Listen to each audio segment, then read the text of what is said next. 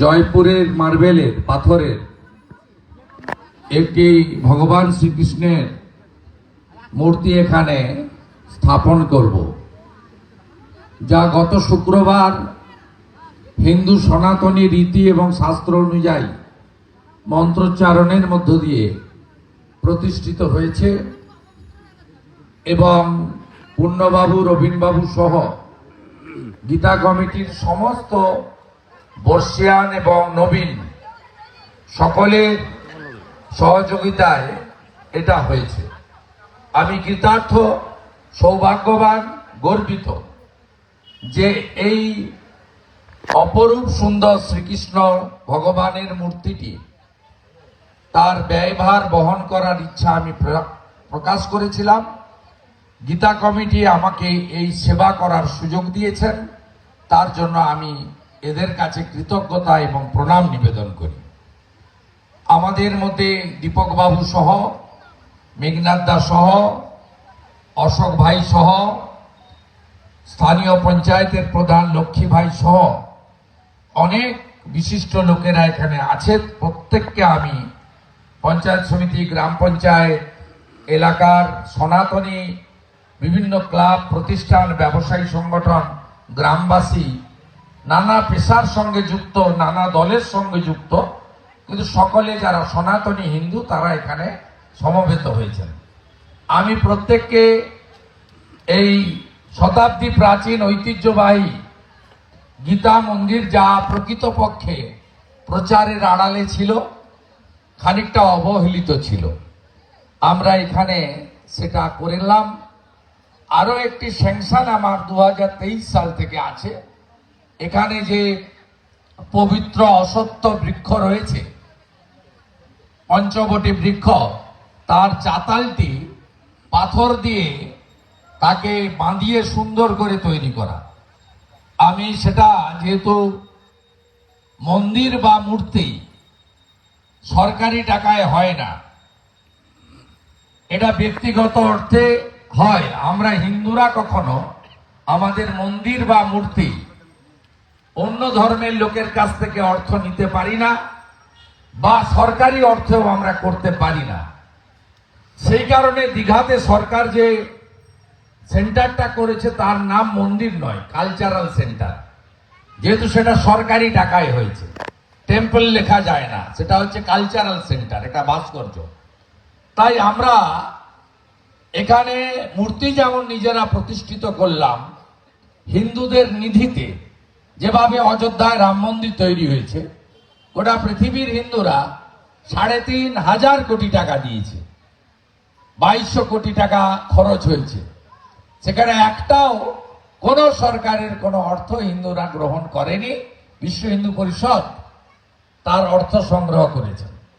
ঠিক একইভাবে আমরা এটা প্রতিষ্ঠিত করলাম এবং এখানে আমাদের পঞ্চবটী বৃক্ষ যেহেতু সরাসরি মন্দির বা মূর্তি নয়, সেখানে আমার এমএলএ ল্যাডের বিউপির টাকা বরাদ্দ ছিল 2023 সালে, কিন্তু বিডিও অফিসে প্রয়োজনীয় কাগজপত্র কমিটি দিতে পারেনি। 11.5 লক্ষ টাকা। আমি 2 সপ্তাহ ওয়েট করব। যদি মন্দির কমিটি করতে না পারে, আমি দাতা সংগ্রহ করে সেটা আমি কাজ শুরু করে দিতে চাই। কারণ সবসময় একটা জিনিস মাথায় রাখবেন, যা বলবেন ভেবে বলবেন, আর যাহা বলিবেন তাহা করিবার চেষ্টা করিবেন। এটা প্রত্যেক মানুষের জীবনের হওয়া উচিত। সব কথায় হ্যাঁ বলতে নেই, আপনার সীমিত ক্ষমতা, আপনি না বললেও সেটার নিষ্ঠতা আছে। কিন্তু আপনি কোনো জিনিস হ্যাঁ বলে সেটাকে যদি না করেন, তার সঙ্গে আপনার যে নিজের যে দৃঢ়তা, সংকল্প, অঙ্গীকার এবং আপনার যে প্রতিচ্ছবি ভাবমূর্তি, তাতে একটু হলেও আঘাত লাগে। তাই আমি আগামী 2 সপ্তাহের মধ্যে আশা করি, অমলেন্দু দ্বারা আছেন, রবীনবাবু আছেন, পূর্ণবাবু আছেন, দীপক বাবু একটু অনেক বর্ষিয়ার মানুষ, পুরুষোত্তমপুরে তিনি বিরাট মঠ পরিচালনা করেন। আমার 2 বার যাওয়ার সুযোগ হয়েছে সেখানে। আমার দীর্ঘ জনপ্রতিনিধিত্ব সময়কালে তা আমি দেখেছি। আমি সকলকে অনুরোধ করব, প্রয়োজন হলে আমাদের ভূমি কর্মাধ্যক্ষ যিনি আছেন তিনি এবং প্রধান কাগজপত্র বের করে, যেহেতু টাকাটা বরাদ্দ হয়ে পড়ে আছে 11.5 লক্ষ টাকা, এই কাজটা দ্রুত শুরু হওয়া দরকার। এবং সাথে সাথে পঞ্চবটির কাজ শেষ হয়ে গেলে আমি এখানে সোলার আলো লাগিয়ে দেব, যাতে এলাকাটা সন্ধ্যাবেলা একটু আলোকিত থাকে, এই মন্দিরের বাইরটা একটু অন্ধকার অন্ধকার থাকে। আমরা সোলার আলো লাগিয়ে দেব। এই কাজটা শেষ হোক, প্রাচীরের জন্য আমি এমপি ল্যাগ থেকে অর্থ এনে দেবো। এই কাজটা প্রধান করে দিতে পারেন, 15 ফিনান্স বা 16 ফিনান্সের অর্থে তারা করে দিতে পারেন। আপনাদেরও কিছু করতে হবে, শুধু আমাকে লোক জেতায়নি, আপনাদেরও জিতিয়েছে।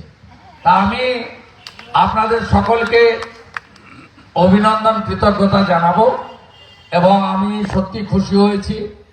আমি মন্দিরের ব্যাপারে, এই মূর্তির ব্যাপারে বলেছিলাম যে আপনারা যা চয়েস করবেন আপনারা চয়েস করুন। কমিটি কলকাতা গিয়ে দেখে তারা এই মূর্তি তারা চয়েস করেছেন। আমি সকালে ছবিতে দেখেছিলাম, এখন নিজে দেখলাম, আরতি করলাম, আমাদের পবিত্র পদ্ম ফুলের মালা পরালাম ভগবানকে, তুলসী গ্রহণ করলাম, দণ্ডবোধ প্রণাম নিবেদন করলাম, কপাল চন্দনে চর্চিত করলাম, ঠাকুরের পায়ে পুষ্পার্ঘ্য নিবেদন করলাম। অপরূপ নিখুঁত ভগবান শ্রীকৃষ্ণের মূর্তি তৈরি হয়েছে। সেই জন্য সবাই বলে অযোধ্যা ধাম, অযোধ্যা মন্দির এ তো পাইলে ঝাঁকি হ্যায়, আবি কাশী মথুরা বাকি হ্যায়। ভগবান শ্রীকৃষ্ণের মথুরাও অযোধ্যার মতো ভবিষ্যতে সনাতনীদের হিন্দুস্থানে সেজে উঠবে, এই প্রার্থনা করি। এবং আমরা গর্বিত। মাথার সিঁদুর যারা মুছেছিল তাদের নাম নিশান ভারতবর্ষের আর্মি মুছে দিয়েছে একবারে ভিতরে ঢুকে। আমরা ভারতীয় হিসেবে গর্বিত। আপনারা দেখেছেন টিভিতে, আমি এয়ারপোর্টে মালা দিতে গেছিলাম সমীর গুহ আর বিটন অধিকারীর বডিতে। বিটন অধিকারীর স্ত্রী সবার সামনে অন ক্যামেরা বলেছে যে আমার স্বামীকে হিন্দু জিজ্ঞেস করে মারা হলো, তার বস্ত্র খুলে চিহ্নিত করে তাকে খুন করা হলো। সমীর গুহ স্ত্রীও আমাকে বললেন আমার স্বামীর হাতে একটা ডোর ছিল, হিন্দুরা যে তাগা বাঁধে, সেইটা দেখে তাকে মেরে দিল এবং বলল তুমি কলমা পড়তে পারবে? আমি সনাতনী, আমি কলমা পড়তে পারি না, তাই স্ত্রীর সামনে স্বামীকে মেরেছে। আমরা গর্বিত ভারতীয় সেনা জওয়ানদের জন্য। আমার নন্দীগ্রামেরও বহুত আর্মিতে কাজ করেন, তারাও এই লড়াইতে শরিক ছিল। অনেক প্যারামিলিটারিতে কাজ করেন, অন্তত 50 জনের বেশি, তারাও এই লড়াইতে শরিক ছিল। আমরা গর্বিত নন্দীগ্রামবাসী হিসেবে যে অপারেশন সিঁদুর, যারা বনের সিঁদুর মুছিয়েছিল, সেই সমস্ত জিহাদিদের নাম নিশান ভারতীয় এয়ারফোর্স এবং আর্মি 100 কিলোমিটার ভিতরে ঢুকে আজকে বুঝিয়ে দিয়েছে হিন্দুস্তান ঝুঁকেগা নেই। তাই আজকের দিনে শ্রীকৃষ্ণর কাছে প্রার্থনা করব, যারা আত্মবলিদান দিলেন দেশ ও মাতৃকার জন্য, তাদের বিদেহী আত্মা যেন অমরত্ব পান। একদিকে জানকীনাথ মন্দির, তার পাশে গীতা মন্দির, ওটাও সেজে উঠছে। ওখানেও 2 দফার কাজ আমি করতে পেরেছি আমার এই পিরিয়ডে, তার আগে কিছু করেছি, আরো কিছু কাজ বাকি আছে, সে কাজও সম্পূর্ণ হবে এবং আমরা সবাই মিলে করব। আমাদের রাজনীতির ভিন্নতা থাকতে পারে, আমাদের মতের অমিল থাকতে পারে, আমরা ত্রুটিযুক্ত মানুষ, আমরা 4টে ভালো কাজ করলে অজান্তে বা বাধ্যবাধকতার জন্য হয়তো খারাপ কাজ কোথাও কোথাও করে ফেলি, পরে আফসোস করি। কিন্তু আমাদের যে আস্থার জায়গা রয়েছে, মন্দির, ভগবানের মন্দির এবং সনাতন হিন্দু ধর্ম এবং গীতার বাণী, ধর্ম রক্ষতি রক্ষিত, এক্ষেত্রে আমরা যেন বিভক্ত না হই, সব সনাতনী যেন ঐক্যবদ্ধ থাকি, ধর্ম রক্ষার এই লড়াইতে আমরা যেন জিততে পারি। আপনারা ইতিমধ্যে জেনেছেন সোনাচূড়াতে আমরা সেখানে ভগবান রামচন্দ্রের একটি ভব্য মন্দিরের রামনবমীর দিন শিলান্যাস করেছি। তার প্রাথমিক কাজও ইতিমধ্যে শুরু হয়ে গেছে। সেখানেও একটি অত্যন্ত দৃষ্টিনন্দন মহতী আস্থার জায়গা তৈরি হবে এবং আমাদের নন্দীগ্রামে এখনো পর্যন্ত প্রায় 50-এর কাছাকাছি মন্দিরে আমরা মাইকের সেট, ভজন কীর্তনের জন্য সিসিটিভি এবং অন্যান্য উপকরণ দিয়েছি। ঠিক একইভাবে সিদ্ধিনাথজিউ মন্দির রিয়াপাড়াতে অতিথি নিবাস সম্পূর্ণভাবে তৈরি করা এবং সম্প্রতি আরো বেশ কিছু কাজ আমাদের পক্ষ থেকে আমরা সেখানে করেছি।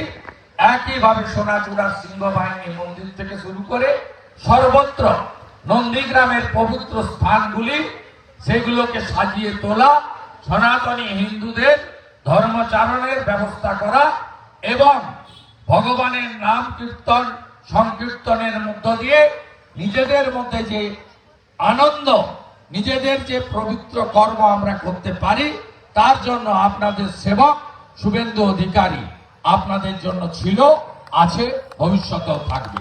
আমি গীতা কমিটিকে আরেকবার অন্তর থেকে এই সেবা দান করার সুযোগ দিলেন বলে আমি ধন্যবাদ জ্ঞাপন করে এখানেই শেষ করছি। সবাই ভালো থাকবেন।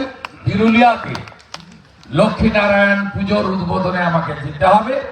আপনারা সবাই আজকে গীতা কমিটির পক্ষ থেকে যে সামান্য প্রসাদের ব্যবস্থা করেছেন, তারা পরমান্ন সেটা গ্রহণ করে আপনারা মূর্তি দর্শন করে আপনারা সবাই ধীরে ধীরে বাড়ি ফিরবেন। সবাই খুব ভালো থাকবেন।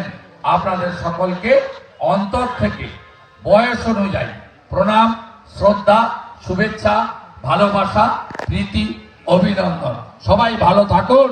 জয় জয় শ্রীরাম, জয় জয় শ্রীরাম। সনাতন হিন্দু ধর্ম কি, সনাতন হিন্দু ধর্ম কি, ভগবান শ্রীকৃষ্ণ কি, ভগবান শ্রীকৃষ্ণ কি, গীতা মন্দির কি, গীতা মন্দির কি, গীতা মন্দির কি, বন্দে ভারত মাতা কি।